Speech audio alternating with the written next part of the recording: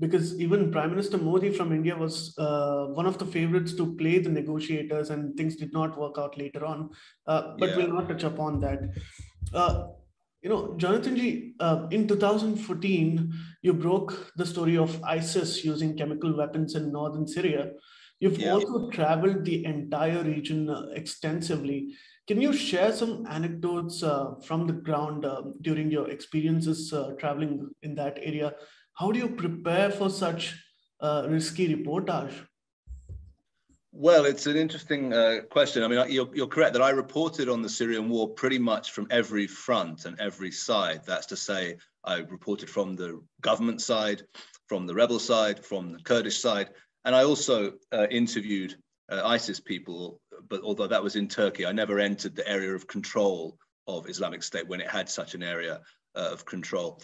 Yeah, I mean, the business of preparing for such projects is a matter, I think, as you can imagine, is a matter of attention, meticulous attention to detail, meticulous development of relationships, so that you know exactly who you're going to be dealing with, and you have a strong sense that that the people who you're dealing with actually are who they say they are, and they're able to deliver on what they claim to deliver.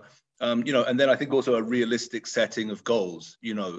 Many of the people, colleagues of mine also, who went wrong, for whom it went wrong during the Syrian war, were people who essentially miscalculated risk. There is an element of risk inherent in such work, but you also have to calculate risk carefully and not be too reckless and too ambitious. And sometimes people, for example, operating in the rebel northern Syria in the early part of the war, it was dangerous, of course. Inherently, you were entering an area tenuously held by an insurgency, threatened by a powerful and very brutal regime army.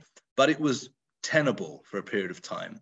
And then once ISIS began to establish itself on the ground and foreign journalists began to be kidnapped, I and many others simply stopped going to those areas and began to report from other areas. People who insisted on continuing to report in those areas were often, unfortunately, the people for whom disaster happened, who ended up being taken by ISIS, and many of them never came home again.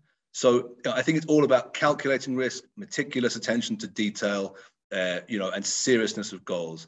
These are the areas which are most important. And with regard to the chemical weapons story, which was one of the biggest stories for me personally that I managed to break during that period, the reason why I was able to get to that information was because I was one of the first journalists to enter Kobani area and to pay attention to the development of Kurdish autonomy in northeastern Syria. I was first there in early 2013, and that entity came into being in July of 2012. So these guys had never really met foreign journalists when I first went into Kobani. They went on to become savvy media operators in their own right, but at that time they were rural, Kurdish Syrians just on the start of their road.